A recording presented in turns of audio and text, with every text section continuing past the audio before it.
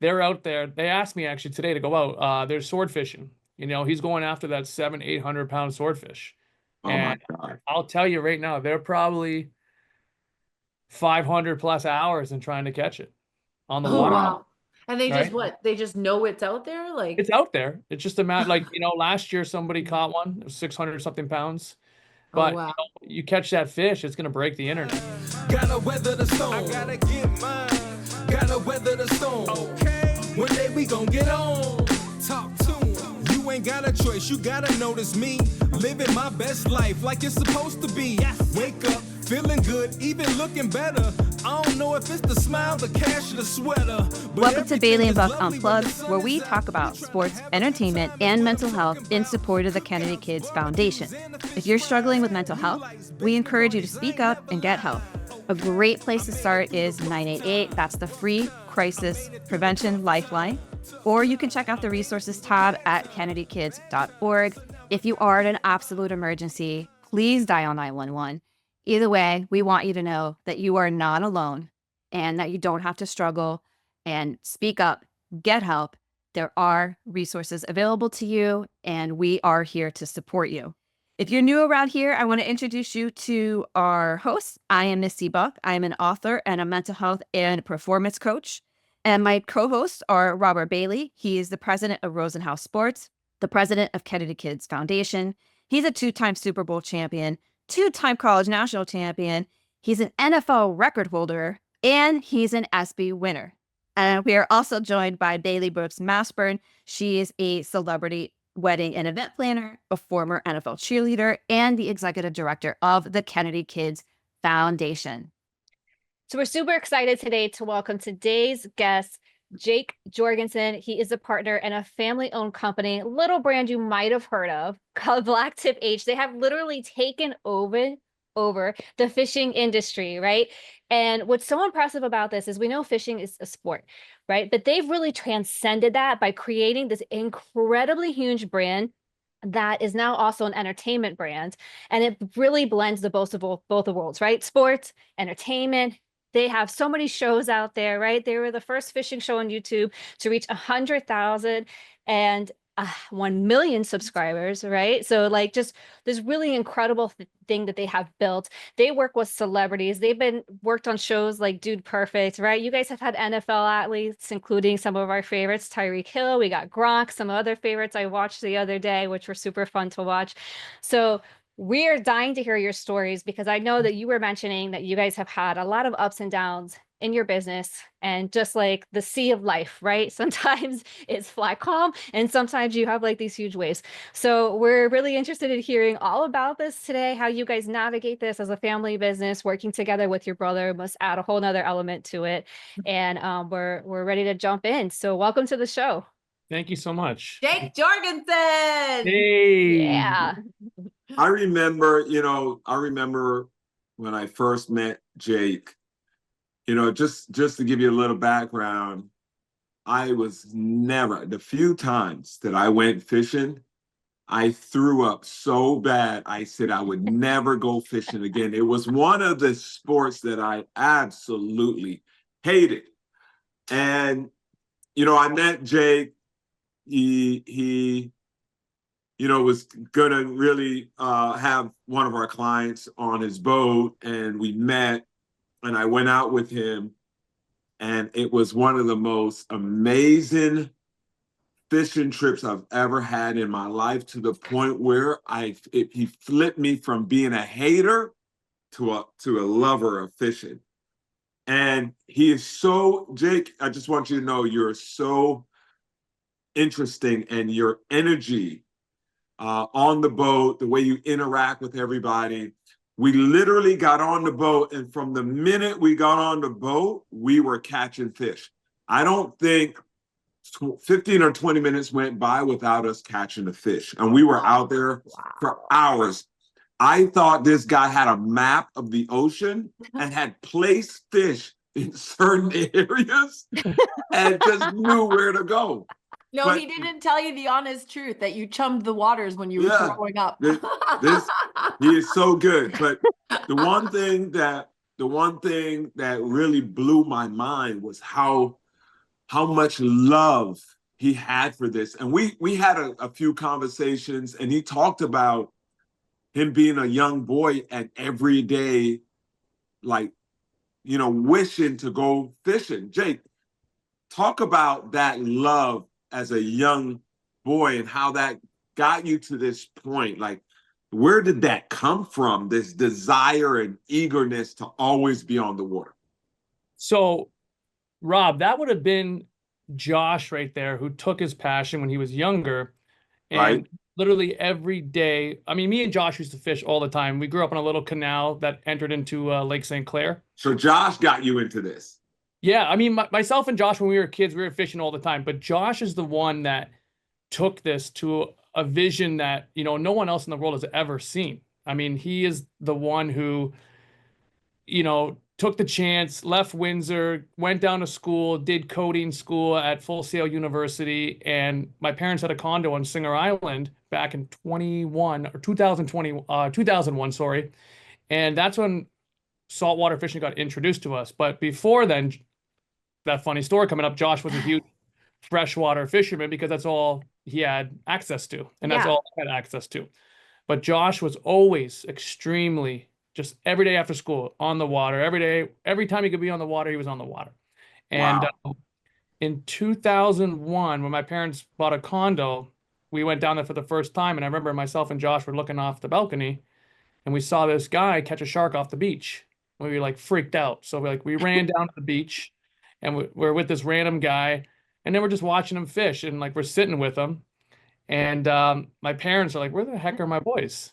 And they just see us down there hanging out with this guy named Tom, who's actually been a good friend of ours ever since. Wild. And Josh was so fascinated by it that he kind of just became obsessed.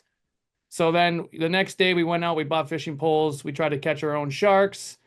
And then Josh went back to Canada, because that's where we're from, and was telling everybody that he was catching sharks. And everyone's like, prove it. Well, I don't have any photos. I don't have any videos in 2001. And cell phones were flip phones back then. Right. So that's when we decided to get like a 2 megapixel camera from like a, Brandsmart Walmart and started filming. And then that's when Josh saw this opportunity in 2007 with YouTube coming out, and he started uploading videos on YouTube. And one fun fact, Rob, you might not know, is that we had a channel called BlacktipH Hunter first that Josh started, and it got demonetized back in the day and shut down because of like copyright infringement. We didn't know the rules, the Wild Wild West. Right. And then Josh was like, all right, let's abbreviate it to BlacktipH. So they didn't like the word hunter. No, it was because of like putting the theme song of Jaws in a movie and stuff like that. The copyright infringement part. So to get back on, you changed it to BlacktipH. Correct, which was the best thing that ever happened, right? I mean, the name is a world-renowned name now in the fishing industry. Right. That's incredible. Yeah. That's an amazing story. That I didn't know that this guy Tom helped you. Like, I didn't know there was some guy that was involved. So how did Tom end up still being a part of you guys' life?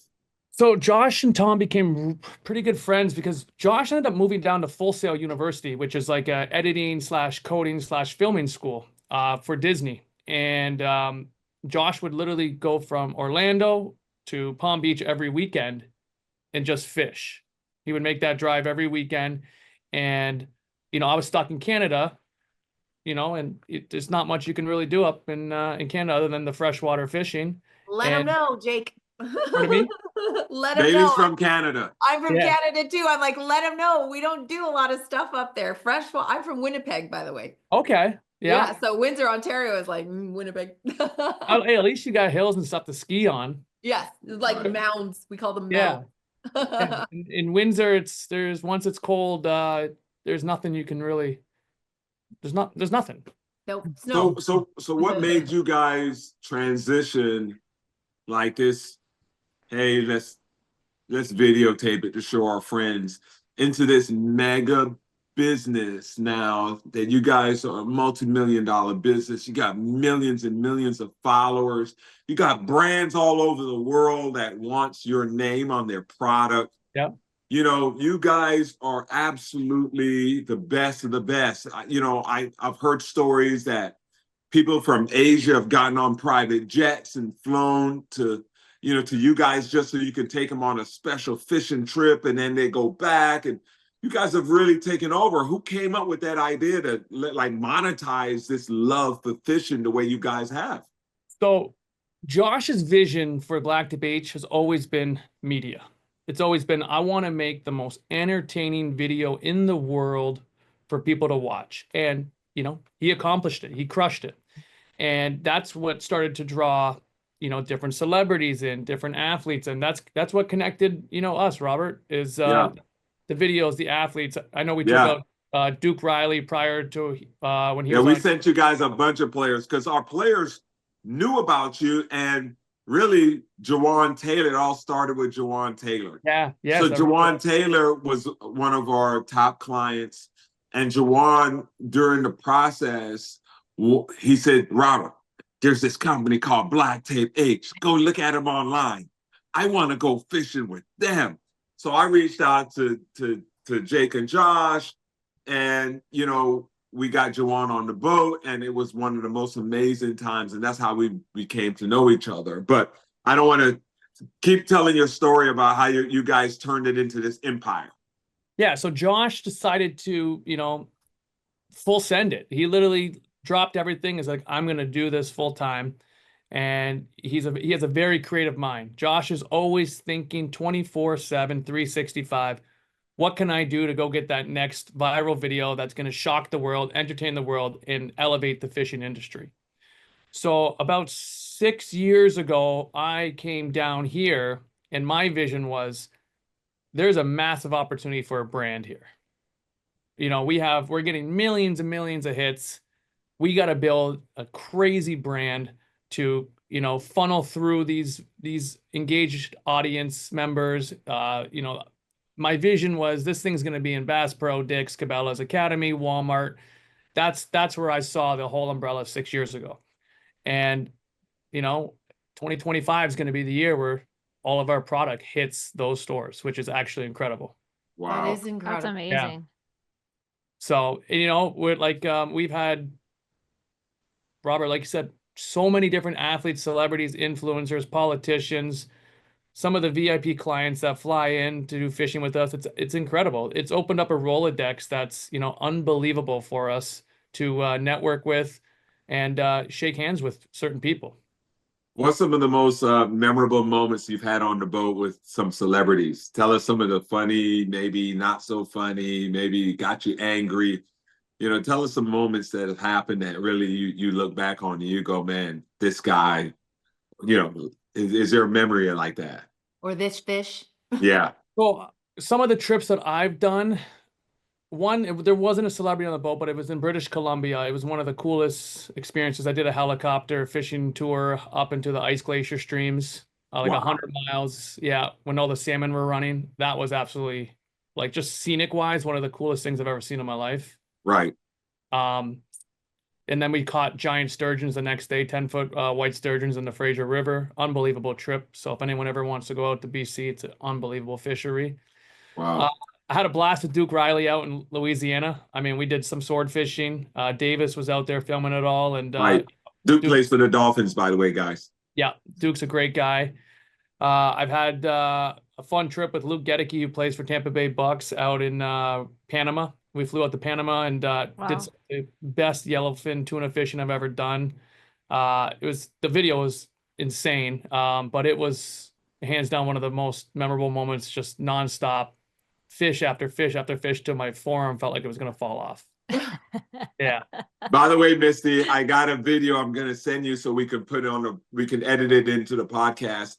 I'm literally with these guys and they give me some, a bonita, and there's a shark in the water, and I stick the bonita in the water, and the shark literally eats the bonita from my hand. Out of the water. Out of the water. Yeah. And they're all screaming at me because they're screaming at me because they think that like the shark's gonna like move up the bonita to my hand, but I'm pulling so hard. I'm pulling so hard that, but you know, listen, the shark was, his teeth basically scissored, like razored through that bonita. And by the time I came up, you could see, like, you know how you can bite into an apple and you can see the bite mark of the Oh, apple? yeah. That bonita looked just like that. I can't wait to show you guys. That That's was the insane. day. That was the day What? Blessing was on the boat, right? Yes, Yeah, yeah. He's an absolute unit. yes, he is. Yeah. Another awesome time was when I took Seabum out fishing. Chris Bumstead, who was 5-time Mr. Olympian. I think he's 6-time now. And he just retired this year. But you know, I've always been into health, bodybuilding, kind of like staying in shape. So, you Right. know, meeting him, understanding a little bit about the grind that he had to do for all the prep and everything like that, and the hard work it takes to get there, was pretty cool to have that conversation with him. Yeah, that I'm sure, man. I'm sure you've had a lot of great moments on the boat, and that's your life. But just how Josh was like so battling this cancer, and he was just, the fact that he just came on the boat and we went out on a trip and he was sick, and we went out on this boat while he still had cancer. And Drew and I were saying, dude, you're amazing. And he was like, fishing is my life. And if I die, I want to die out here. That was Wow. with Tyreek Hill, right? I believe that was with Tyreek. Talk about, like, talk about your brother and how that journey that he went through with cancer and how that affected you mentally, because you guys are like best friends. Yeah. So, I mean, I still remember, the first segment when he got into the hospital and I got the phone call that he's going to have surgery. And then they went for a biopsy and, it came back and started as testicular cancer. And, as soon as that happens, your heart sinks. You're sitting there going like, the C word's never a fun word for anybody, right? Right. And you're sitting there and you're just starting, all these thoughts are just going through your head. And you're like, all right, like we got to find a way to get through this. We got a way to battle this. And, when it really started to hit is when I remember the first day Josh got chemo and I went there to sit with him during chemo. And I'm sitting there watching him get taped up to all these machines. And I'm sitting there with tears coming down my eye. And I'm looking at him. I'm like, bro, like this is not real life, right? And he's sitting there and he's like, I'm going to get through this. Josh is he's a big believer in faith. And I'll Right. tell you, he's an absolute beast. How old is Josh right now? How old is Josh? Josh is 34. He's born April 12th, 1991. I'm 34, born April guys. 27th. Yeah. So this was like, what, Are you 2 years older, ago? Jake, or are you younger, Jake? I'm 1 year younger by a year and 2 weeks. Wow. So Yeah. your brother basically went through cancer at, what, 32? 32, yep. 32 years old, guys. And this guy is on the boat with us for hours. And he obviously lost weight, but I was just amazed that he didn't care. He said to me, Robert, this is my life. I love this. If I die, I'm dying on a boat. Well, that sounds like an incredible story. And so we definitely would love to have Josh on the show. Yes. Josh would be interested because we'd love to share more about his story with our viewers. But in the meantime, while we have you, Jake, is there anything that you mentally struggled through in your personal life that we don't know about, that the viewers aren't aware of, that you're willing to Yeah, share? maybe your journey as the caregiver, because sometimes people focus so much on the person who's going through the tough part. And sometimes the caregiver or the loved one of the person suffering goes through their own struggle. For sure. I mean, when Josh, just to give me an idea, was battling that cancer, it was myself and Davis that were, taking on this entire beast that's was built, and we were just traveling nonstop, trying to film, trying to live up to the legacy of these incredible videos that were made. And then, you're on the water for 10 hours, you're traveling, you come home, first thing you do is you go to the hospital, you visit your brother, make sure how he's doing, right? You're calling him all the time. It's one of those moments where I kind of learned that if anything like that ever happens to you, if you're going to sit there and you're going to have doubt, you're not going to be able to win that battle. You have to stay as positive for yourself, but obviously for the other person, and just keep pushing positive thoughts and basically just nonstop telling yourself, I'm going to beat this. Things are going to get back to normal. Things are going to be good again. Were you and Josh close growing up? Yeah, we were pretty close growing up. I would say we had a couple years, probably like 4 or 5 years when Josh went to school and stuff that, life gets busy. Josh was doing school and had to apply for a visa in the States. I was in Canada. I used to own some nightclubs. Then I worked for my dad. And then when I started building this brand out, I did the same thing Josh said. I said, I'm sending it. And I just sent it. And, here we are. And I wouldn't replace it for anything. No, incredible. That's incredible. I've been holding on to this little thing. I couldn't wait to talk to you today because I wanted to hear what those little tags that they put at the bottom of your fish trophy that you stick on the bottom. Okay, yeah. So what's the biggest Pacific blue marlin that you think your team has caught, or have you ever caught one of those? So I caught my first blue marlin in Tropic Star. It was about 300 pounds, which was pretty incredible. That's huge. Yeah, it was a giant. And I was there with Davis, and that was actually when Josh was battling. So Wow. yeah, it was the Oh, first wow. for the it was the opening day of the season. I was the first one to catch one, which was a pretty cool accomplishment. Josh has caught, I want to say, a 600-pound black, maybe a 700-pound black marlin. Oh, wow. Dude, 700 pounds? What? Yeah, I Yeah. don't even know how you pull that in the boat. Like, it's crazy. So I wanted to ask because I thought mine was pretty impressive until you said that, but I knew you were probably going to beat it. So our record is 123, I guess that's inches, and it weighed 280 pounds. That's And a beautiful fish. yeah, Pacific blue marlin. When we got it, like, what do you call it? Stuffed taxidermy? Yeah. Taxi, Okay. yeah. So when they brought it to the house on the truck, my eyes were like this because I was like, how are we going to get this in the house? And I mounted it upright. And so the tip is like 2 inches from the ceiling, and it's ridiculous, but I guess I didn't win that one. So that was my fish story. And this is my proof. That's Of your that's fish funny. story. You need proof of the fish stories. Always. Hey, Jake, tell them about the moments on the water when the other fishermen, guys, on the water, all these fishing boats, they like battle each other. It's like pirates. I remember just being on their boat, and then they were talking like this other boats, they better not come over here. And they're watching them, and it's like a battle. It's like football teams out there. They're trying to stake their territory. Listen, you don't go to someone else's fishing spot. And if Oh. someone tells you about their fishing spot, first of all, you don't tell anybody your fishing spot. But if someone goes to your fishing spot and the worst off tells somebody else about your fishing spot, Oh my game God. over. It's no longer a It's fishing like- spot. Well, Terrible. I know a guy. I'm not gonna say any names, but he has Yes. some. He has certain spots in certain areas where if he takes clients out and they're in that spot and they even take photos of his location, he turns the boat around and he goes in and he goes, "I'll refund you," Wow. because that's what brings his That's what charter. pays his bills. Yeah. Yeah, and there was artificial reefs built there that took 50 years to grow, and he's not allowing people to just take those spots, because next thing you know, you're going to show up, there's 20 boats there. Like Robert said, everyone has their spots, everyone talks, and next thing you know, there's 20, 30 boats in one area, and it's And then like there's no obviously- fish, right? And then there's no like fish. once all the boats come into the same area, doesn't it like scare away the fish? It can. It depends how deep you are and stuff, but I mean, it definitely puts a lot of pressure on fish, right? And that's one thing that Josh has always said, and I've said, is that the fishing down here is becoming very pressurized. So Oh, many wow. people are fishing, and it's a very fast growing sport, right? Yeah.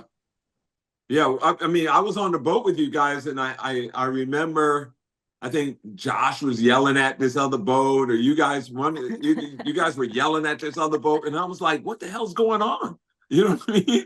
Yeah. And it was just like they got too close or something, or I think you guys had pulled up a fish, and then you started moving, they started following or something. Oh yeah, Did there's you- a lot of finicky stuff. that happens There's out on the water. rules. Yeah, There's rules to the game that you got to know. yeah.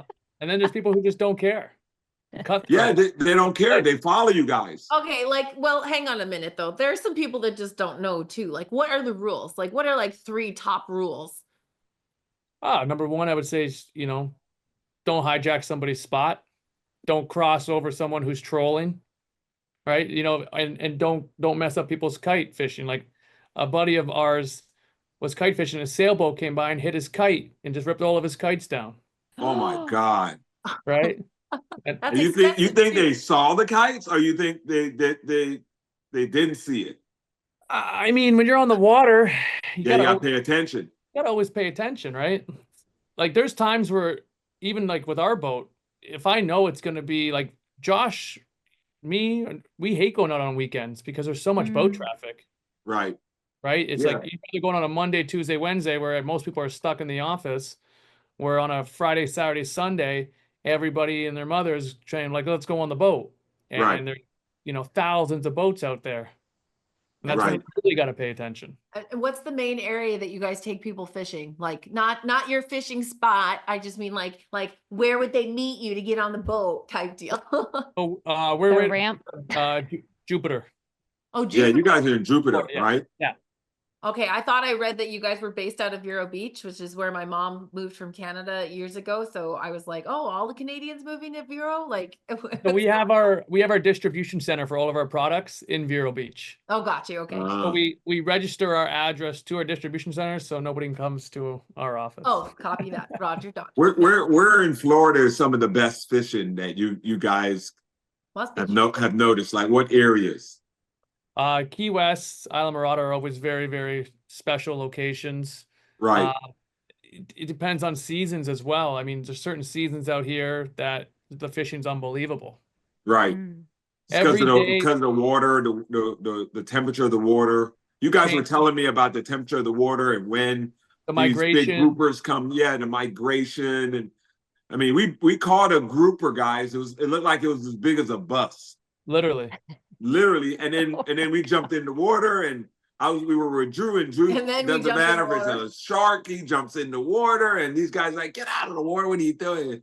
I remember when Drew, I think it was 2 years ago, jumped in the water and that shark literally turned and just bumped him with his nose, and he's like, "Get me out of the water." And the I'm like, shark hit Drew in the water while he was in the water. That's Yeah. insanity. He's I would so never get in lucky. the water again if a shark bumped me. I would never. I couldn't. Listen, I'm The literally shark having bumped him. anxiety. All that shark had to do was turn and open his mouth. Instead of it being a bump, it could have been a bite. I And was that would have sitting been there, a totally different situation. I was sitting there watching this. I'm like, man, Drew, you got some balls, man. Yeah. Do you remember what kind of shark it was? I think it was a big dusky, if I remember. Yeah. Yeah, it was like a 10 plus footer. It was, Yeah, it Wow. hit yeah. Drew. it hit him. It hit Drew. And I Drew would got out of the never water, go and in I- the water again if a shark bumped me. I'm just like, Yeah. let's be clear. Like that is too close for comfort. Like, oh my gosh. Drew's done that multiple times, but for some reason that time, because of the size of the shark and where we were, I remember him saying, "Robert, I'll never do that again." That was Yeah. because this shark, guys, listen, this shark, you know the fake sharks that they have, like when they're like marketing some ride at Disney World, Yeah. like, and they put the fake shark on the wall, and the shark is like 100 feet long or whatever. It literally looked like one of those under the water. There's a video of it somewhere. I think video. Blessing has the video or something. And it hit literally. The shark hit Drew. He got back in the boat, and he was white. And he said, I "Dude, need to see this video. yeah, you remember guys all got to this? see it." Said- Huh? Do you remember what Blessing said that day? I didn't know. I don't remember. What did he say? Like, damn, you white people are crazy. Yeah. So Blessed is a bodybuilder, and Blessed, he's just a funny guy, man. We know what, we got to get Blessed on here, but Blessed is a funny guy. He's a bodybuilder, and he's trying to win Mr. Olympia, and he's doing all those things. He was on the boat, but he thought Drew was so crazy that moment, man. That was a fun moment in our many fishing Yeah. adventures and trips. But tell us a little bit about what you guys are doing. What products you guys got coming out, and what's happening with BlacktipH. So currently right now we got 3 big contracts. One of them I can talk about. The other 2 I can't yet. Wow, you got that. I can't talk about contract, but that's big. Yeah. So Those are the kind Robert likes. yeah. So I'm wearing this hat right here. This is we just signed with Mustad. So Mustad's going to be taking on our entire rig business and distributing it into all the big box retailers, all the independent retailers. Wow. So, like I mentioned before, Bass Pro, Dick's, Cabela's, Academy, Wow. all those kind of stores, which is incredible because it's a vision that myself and Josh has had for a long time. And Right. you know, Robert, I got us into over 120 stores by myself, just picking up Wow. the phone, making calls, doing all that stuff. And then, I sit there and I thought about it. I'm like, I got to hire 30 people to get the stuff into Right. you can't manage it, right? And it's something Right. where you got to understand that sometimes taking a licensing deal is a lot better than trying to do it yourself. Right. Mm. So that's a huge play, and that's one of the big plays that we're going to be doing moving forward with our company I love on that. all aspects of products. Well, you guys are going to continue to grow BlacktipH. Every player I speak to, every celebrity knows about you guys, and it's just amazing how you've taken a fun hobby and turned it into a business. Just to, kind of get on Misty's side of things. When you guys go on the water, does the water bring a relaxation to you guys? Is the water, like getting on these boats and just fishing, how does that affect you guys? Is that like a fun thing, or is it something that is just more exciting than relaxing? So for me, when I dial in and I know it's game time to go fishing, and I have 4 or 5 days in a row of fishing, That's happiness. it's a mindset that I shift, and I'm jacked up, right? It's let's go out there, let's crush, let's catch the biggest fish we can, let's put together an amazing show. When I'm not filming, I'm in my backyard fishing in my ponds, catching all You're the fishing no matter what. You're fishing Yeah. no matter what. I would say out of the week, at least 6 days, I have at one point 6 days out of 7 I have a fishing pole in my hand. Wow. And that's like Josh has been doing ever since Josh came back from cancer. He's been out there slaying the water, slaying. And like Robert says, that is his piece. That is his place to be. He loves it. He's obsessed, hyper obsessed, and that's why it's gotten to where it is. Right. And, the man he tells me, he's like, I'm trying to go after this crazy creature, and I'm just like, dude, do it. Like right now, they're out there. They asked me actually today to go out. They're sword fishing. He's going after that 700-800 pound swordfish. Oh my God. I'll tell you right now, they're probably 500 plus hours in trying to catch it on the Oh, water. wow. And they just Right? they just know it's out there? Like, It's out there. It's just a matter, like, last year somebody caught one, it was 600 something pounds. But oh, wow. you catch that fish, it's going to break the internet. Do fish know do you believe fish know when humans are trying to catch them? Like, I think there comes a point where if you can spook fish, right? If you spook them, they know something's up. They're not. Some fish are very smart. Like wahoo are very, very smart. I remember a story or a moment when I was out in Sarasota, and I was fishing with Tristan Wirfs and Luke Gedeke from Tampa. the And Buccaneers. yes, sir. And I threw a popper out there, and I saw something come up and like hit it, and I was like, "Whoa, what the heck was that?" That wasn't my exact reaction, but we'll say that was the reaction. Right. And then out of nowhere, it was a calm, clear day, 70-pound wahoo just hanging out. And we're all freaking out now. We must have thrown, Robert, 200 casts at this wahoo. Did not bite. We did everything we could.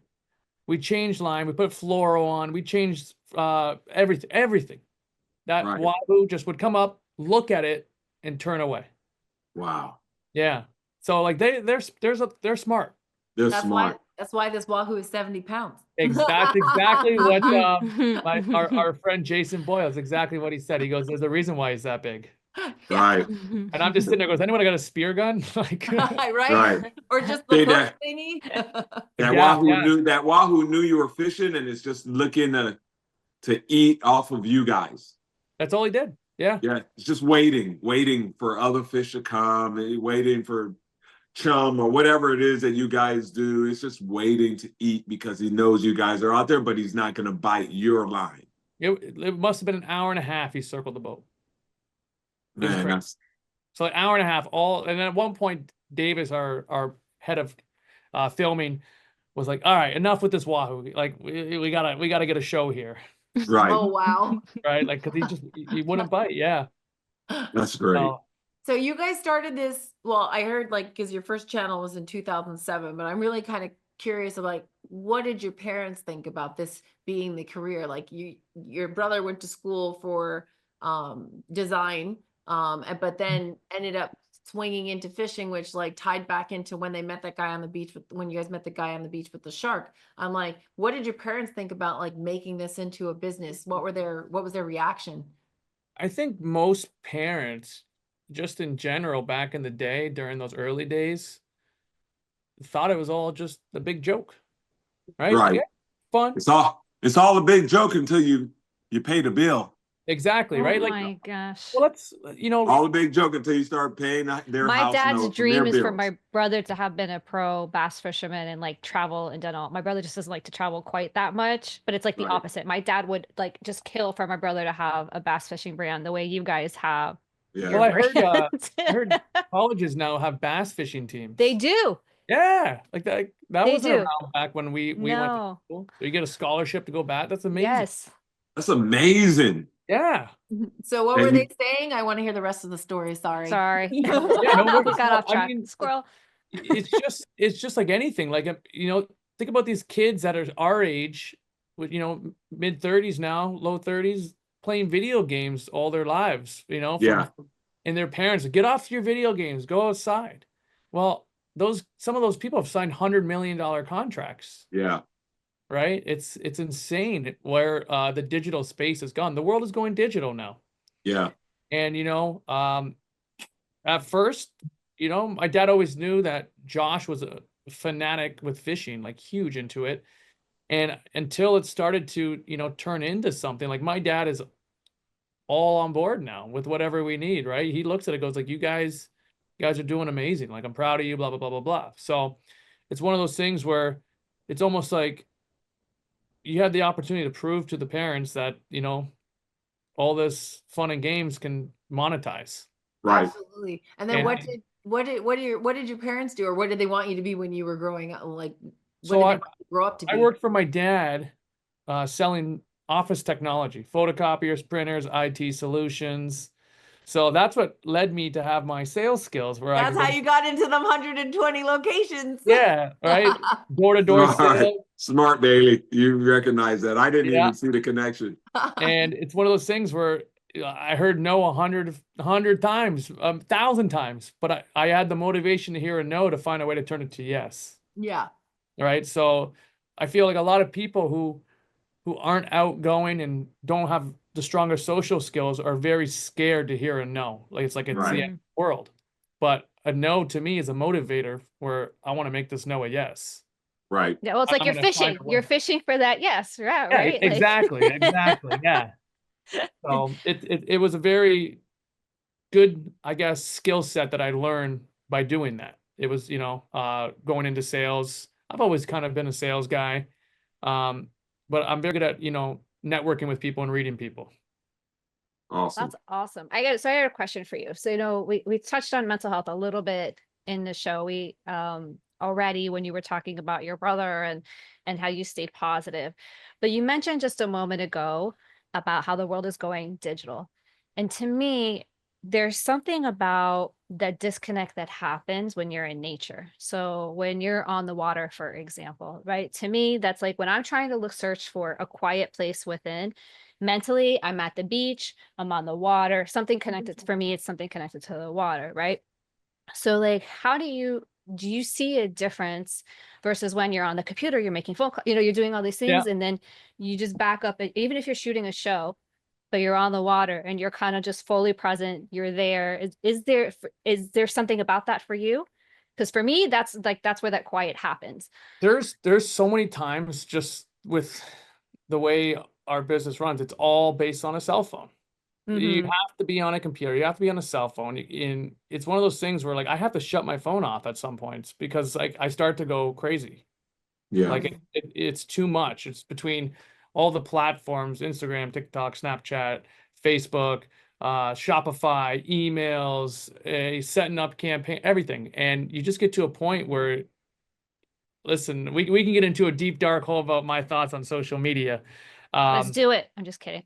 If you don't want to, we It's could. one of those things where, growing up, I think that we were the last generation that grew up without like a consistent social media.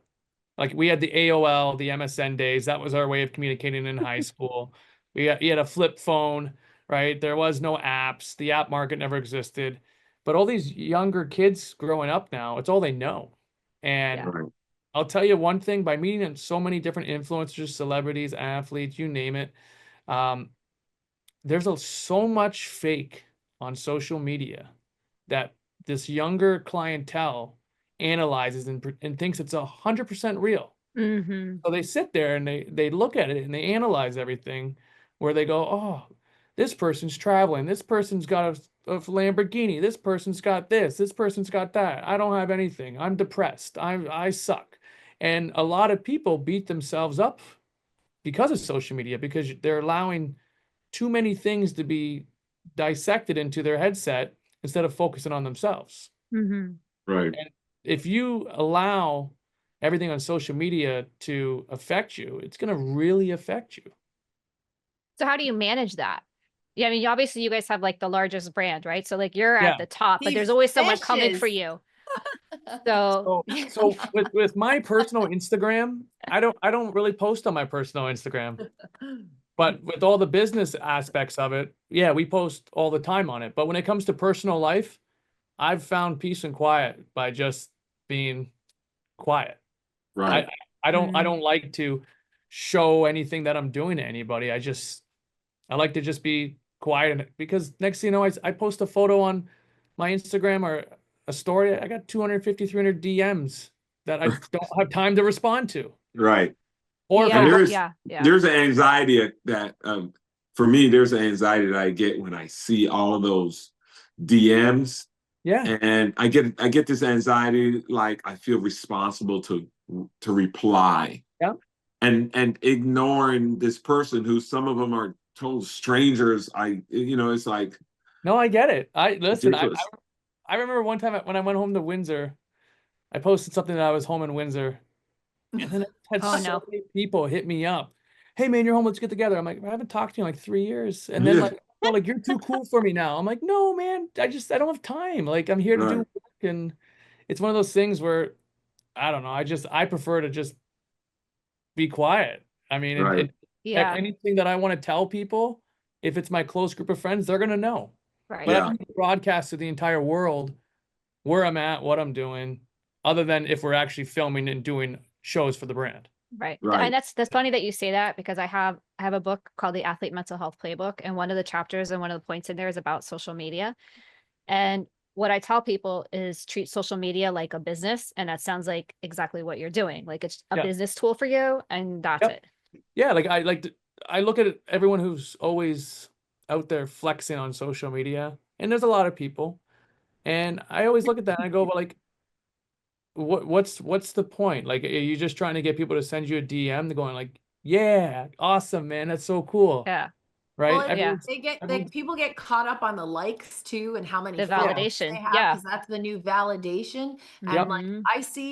I see your anxiety, Robert, because I see it a lot with a lot of people who can't stand to have, like, that little thing at the bottom of their phone where the little widgets are, and Yeah. they'll see like their widget has too many unanswered on the Yeah. bottom. Oh my They God, start that's to the freak worst. out. Me, Yeah. I could care less. I have 7,000 No. unread emails. Oh, I've no. got 111 unopened text messages. And for me, it's like, if you flood my DM, That means that you're not somebody I communicate with on a regular basis, Yeah. because you know that you don't talk to me in my DM. You talk to me via text, or you'll pick up the phone and call me. And that released my anxiety, because if it's really important, you'll just call me and be like, hey, why haven't you answered this email yet? Or why haven't you responded to this certain thing? And I'll be like, I just missed it, because there's 76,000 other ones on here that I haven't looked at yet. So I that's can't do that. It's so hard for me. I have to have a 0. I cannot see I have to have a notifications. 0.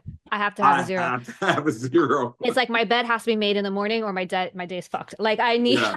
like a 0. Yeah. So this, my, I'll show you. my voicemail box unlistened to is 252 right now. I'm right No. there with you. Delete. Delete. Like, I Just mean, delete them all. I'll Start show you over. this. I got this phone a month ago. I have 153 plus missed phone calls, 375 unread text messages, 10,000 Shopify orders, 62 emails. I really follow up on my emails, but I used to always want to go home and just respond to people. And then I realized, like, man, like, this is another job. Yeah, it's It's a- crazy. I can't. I have 0 on my text messages, and as soon as this show's over, I go right in there to make sure I'm not missing one. It's like I just had somebody message me and they were like talking to me like they know me, and I'm sitting there looking right before this podcast, and I'm like, do I know this person? Right. Right. And I'm trying to like get some information out of them to like, hey, like, yo, like, where do you work? Like, oh, where's our products? Right. So it's one of those things where, and I don't answer my phone if I don't know the number. I've been Wow. put on calls where like Me I neither. answer and I have to pretend I'm somebody else. Yeah. Have you guys started? Have you guys started? Josh Jorgensen, how can I help you? Yeah, exactly. Exactly. Yeah, call Josh. Here's his number.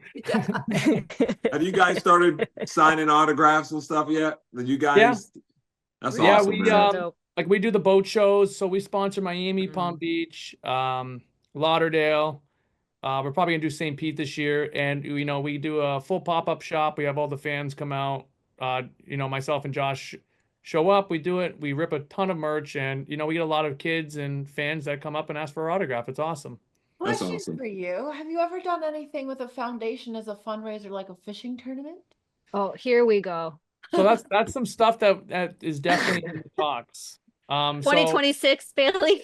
I'm just saying, I am the executive director for Kennedy Kids Foundation, and this podcast does benefit our teens struggling with mental health and suicide prevention. And I was just thinking that maybe if you had somebody help you organize it and you guys just showed up to the fishing tournament, that might work. where's the fishing tournament at? What'd you say, Jake? Where's the fishing tournament at? Where do you want it to be? Ah, okay, I like that. There you go. Yeah, where do you want it to be? Sell I'm product. flexible. Sell more product, Jake. Well, I was I've gonna say I've that's been in sales since I was 13, Jake Jorgensen. So I like that. we can do this. I mean, listen, if you actually have something that you want to put together, I mean, listen, we're all about it. that's awesome. fantastic. Oh, thank So- you. Okay, yeah. It'd probably be 2026, and then we'll so we have enough lead time to put something like that together and figure out what the process looks like, because our 2025 events calendar has kind of been set, but I mean, we're always open to like pulling forward. But I dropped a little nugget on Robert a couple weeks ago when we talked about asking you to come on the show, and then everyone was like, fishing tournament, and I'm like, Yeah. dude, we're busy. Like, let's do this for 2026. But I think this would be a great idea. I used to do them with the Dolphins for the Dolphins Foundation does a fishing Yeah. tournament. And Yeah. so that's how I started learning to fish, was doing these Dolphin Foundation tournaments. And so putting one together might be a little different, but we can talk about that offline. There Yeah. might be a guy on this phone call that knows a lot of athletes. Yeah. There might be. And it may be a guy on this phone call that's a pro at that knows how fishing. to do a fishing tournament. Yeah. Sure, 100%. no, definitely. That's something That's that we can great. definitely talk about, because that's something that myself and Josh really want to kind of get back into. But there's only so much time. That's the Yeah. problem. Mm. We're gonna get 100%. Josh on the line on the next show. And Jake, it was awesome having you on, man. Robert, always a pleasure, my friend. I can't tell you how much we appreciate you, and thank you for bringing the love for fishing to me and all the guys around. They love you guys. You guys keep doing what you're doing, keep having those great shows. But again, thanks for just being great guys. I know Misty and Bailey, I know you do the closeout, but I just had to tell my boy Jake how much he means to me. I Well, appreciate we it. always ask, one question, Robert. Do you want to Ah, ask Jake your yeah. famous question? Your five Can't let him off the favorite- hook. Yeah, your five favorite artists or rappers or country, whatever it is. Your five favorite music. Country. It's funny. I go through phases with music, and I like all types of music. I mean, Okay, well, who are your five favorite rappers? rappers. Yeah. Oh my Yeah, gosh. who are your five favorite rappers? How do you even know he likes rap music? Everybody, even in fishing, I'm sure he listens to some. Yeah, I'm sure he knows I Biggie. He knows Biggie, he knows Oh, Tupac. yeah. This guy knows. He I knows. mean, there's Drake, from Toronto. I like him. I like his music. Okay. Lil Wayne back in the day was one of my guys. I used to I listen. just went to his concert on Sunday night at Live. It was epic. And Who, then, Lil Wayne? Yeah, Oh, wow. he closed out our Um, Basel. yeah, how was well, that's another topic, but let me finish this. Eminem. Okay, so we have two. I like Eminem. David Eminem Shea. at one point was everybody's favorite and Exactly. probably was considered the best at one point. Yep. He was- Rick Ross. I don't mind Rick Ross. I've seen Yeah. him a few times. His book is good. Have you read it? Hurricanes? Good book. I have I got to read that. One more. Good one. Your last one. Last one. Got to be old school. Old school. I mean, I listen to Tupac all the time still. The Yeah. Tupac. Yeah, hit him up. At Hit 'em 34 up. too. Yeah, you're, hit 'em you're, up. You're Jake. You're 30. You're 33, and you're a Tupac fan. Yeah. Tupac's Yeah, big, man. Tupac's No, big. it's like it's funny. 'cause I'm- Transcends generations. Yeah, Yeah. I'm 49, and I was around when Tupac was like alive, and Yeah. so and when he died, and so like for you to be like still repping Tupac, I was not expecting that one on your list, but it's a Yeah. really good one. I'll tell you, like these younger kids, like even some of these like younger basketball players and athletes, they're like, I'm like, what are you listening to? They're like, Little Sky, Little Red. I'm like, who Yeah. are these? Everybody's little. I don't know What? any of these new rappers. None of them. I This can't is even understand the lyrics to the songs. Yeah. We've got Yeah. 5 between the two of us, and our 2 sons. Everything starts with little. You're correct. And then once the song starts, there's like no chorus ever. You know, Yeah, like when yeah. I'm like, where's the chorus? They're still going, and I Yeah. can't pick out a single word in the song. And I'm like, what's wrong with me? Is it my hearing, or are they just talking faster? Like, Joe Coy has a really funny bit about that. The comedian. It's really Yeah. funny. oh, that's- Times have changed, guys. Times Oh, have yeah. changed. Times have changed, and no one ever mentions Ludacris. I'm gonna. Throw Oh, him you in there. Ludacris. Yeah. I remember. Ludacris hasn't made anyone's top 5, by the way, Misty. He makes He- mine. He makes yours, but yours out of all He of our doesn't count. guests, Jake, out of all of our guests, Ludacris made 0. I'm But Yeah. I got nothing against Ludacris. He was back in the day. He was great, but he just didn't make anybody's top 5. I'm yet. a Snoop Dogg head, so I'm Snoop like, Dogg's good too. Yeah. Snoop Yeah. Dogg's good. Yeah, Snoop Dogg's good. You gotta be kind of like West Coastish, you Yeah. gotta be- I mean, Dre's good. yeah, Dr. Dre. Yeah, He produced a lot of great songs. yeah. yeah, we need to get some of these old heads on our show. Yeah, I'll we say got that it. The We're gonna best get Super 'em. Bowl show, the best Super Bowl show ever. I know he's Was gonna say it. 3 Yes. years ago when it was, or 2 years ago, whatever it was, with all the rappers. Yeah, Yes. yeah, I that was went good. to With that Eminem, Super Bowl. 50 Cent. No. It was the only Super Bowl I've ever attended, and we watched it live, and it was phenomenal. Yeah, that Wow. was incredible. Yeah. Wow, that's great. That's great. You guys, I'll tell you guys this story real quick, Bailey, before you take us out. When I was playing for the Lions, I was in the club at just like a Friday night, and Usher was in the club. My boy said to Usher, because at the time Usher had to be maybe 15, 16. And my boy said to Usher, hey man, he like tapped him. He didn't have any security or nothing. He tapped him, and Usher turned around. He said, hey man, ain't you too young to be in here? And Usher said, fuck you, dude. Fuck you. Dude, the whole place, everyone that heard that dropped down laughing like this young kid cussed my boy out. And then he just turned around and walked him. Those were P. Diddy days, by the way. That's the but we won't funniest talk about story. that. But we still tease to this day that a 15-year-old singer cussed him out in the club. That it's is pretty funny. funny. Yeah, it's funny. He was Robert going got through some shit. He was going through some shit at 16. Yeah. Let's He's, Yeah. about be to, he's clear. probably about to go through some other stuff now. Yeah, Yeah. hello. Yeah. Let's not talk about that. So, Go ahead, Robert, baby. one question for you. Who do you got this year winning the Super Bowl? Man, that's a Dolphins! tough one. That's a tough one. You know, there's a lot of great teams out there. You know, everybody obviously is has a lot of confidence in the Chiefs because the Chiefs just know how to win at the end. But they're, you know, the Lions are extremely, extremely strong. At the very, very beginning of the season, I thought the Minnesota Vikings looked like they're a Super Bowl team, and I still think they are very tough. I like the way Philly scraps. They're always, you know, fighting. But between those four teams, I believe one of those guys are gonna come out in the end and be the winner. I would like to I see didn't the hear Lions. nothing about the Dolphins though. Like, what are your thoughts on that? Come on, man. Did you see what The we just did Dolphins, to the Jets? Dolphins, We the just Dolphins. annihilated them. No, yeah, but the Dolphins are another good team. I love the Dolphins. I love their explosiveness on offense. I just think they have not they just need to keep putting things together.